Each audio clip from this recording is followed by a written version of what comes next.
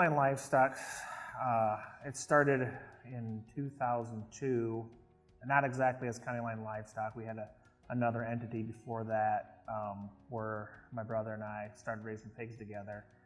And it evolved into growing that operation with different people, custom feeding pigs for us.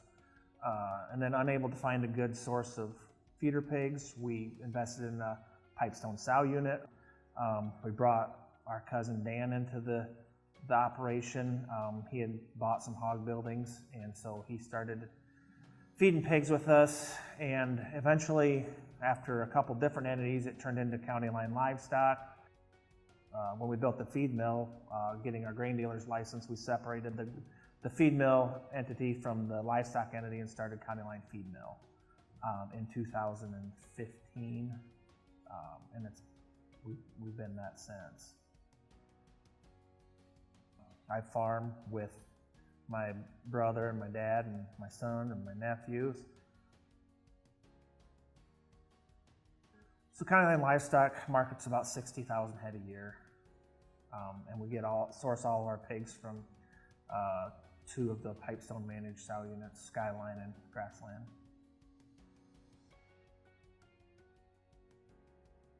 So our history of Pipestone starts, and I don't remember the year. It was the early 2000s when we were looking for a vet to help us with our continuous purse problems in our farrowing unit we had at my dad's place. We had 300 sows at the time, and just trying to get past our health issues.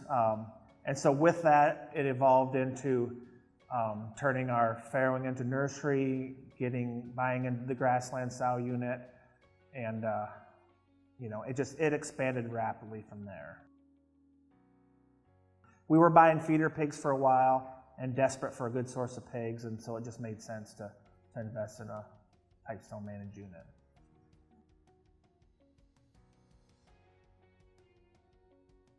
I'm Dr. Brian Myers. I'm veterinarian at Pipestone, and I've been working with Toma family for about 14 years. I think it's a great privilege to work with County Line Livestock, County Line Feed Mill, and the Toma families, because I think that is completely fulfilling the mission of Pipestone, in that we are helping family farmers, maintain and be the farms of tomorrow. So I think it's a great privilege to work with multi-generation operations. I'm always in awe of seeing families that work together, whether it's father and sons, brothers, cousins, nephews. I'm always in awe of operations like that work together for the common good. The services we have with the Pipestone team, so veterinary, record keeping, data analysis. Also with that, there's the Big Stone marketing we're part of, and Whole Stone Farms. Another thing that we've just added is the Pipestone Farm team, taking advantage of their services for labor. As we have grown and trying to take on a few more sites and a few more pigs, we've utilized that service as well for labor, and it's worked out really well. Pipestone Nutrition has been a big part in our feed mill here and helping us develop a good way to raise pigs. My name's Jake. I'm Matt's son. I basically manage the feed mill as far as day-to-day stuff. When we started, we weren't feeding any sows, and we've added on pigs to our own operation since then, and we have taken on a couple of neighbors as customers, so it's grown a lot more than I thought we would, but we're making it happen. I am Blake Toma. I am Joe's son. On a daily or weekly basis, the data I kind of pay attention to is just death loss in the barn and on the truck. We try to, when we switch sires and sow units, that helped a lot with losing pigs on the truck because that was a big issue for a couple years there. Another important thing we keep track of is water consumption and temperature, because if the pigs aren't drinking, they're not feeling good. And one of the things that can make them not feel good is if they're too hot or too cold, and it especially matters on the small end of the pigs. As far as the data and the analysis goes, to me it's probably one of the most important things to do. I mean, when we do our row crop farming, we farm by the inch. We try and make every kernel of seed count. We try and make every inch of every acre count. We moved into the data analysis on the pigs because every pig counts on an individual basis to us. So we're just trying to figure out how to do it better all the time. I think it's really important that operations keep good data so they can make good decisions. That's the interesting thing about working with pigs, is small changes can result in big differences. You know, you change your feed conversion by 1/10, it means a huge difference to an operation that markets 60,000 pigs a year.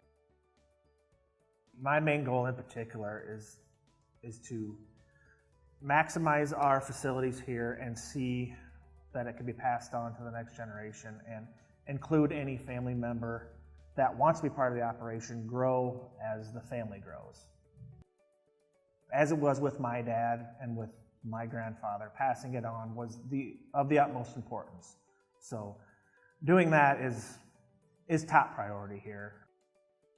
When you talk about the family tree and the family dynamic here, I mean, the first thing that comes to my mind is sustainability, and that's the buzzword. Everybody wants to talk about sustainability. When I look at sustainability, my definition is being able to keep the farm going and passing on to generation to generation. Back as far as I can remember would be my grandpa Leander. He had 4 sons that all wanted to farm, and all of them, my father and my uncles, all had sons that wanted to farm also. And then I have a son that wants to farm. I have nephews that want to farm. So it's really great to see that being able to be carried on, and working with all my cousins, and my dad and my uncles, all seeing them be part of this and carrying on a farming tradition. It's just a great scene in my eyes.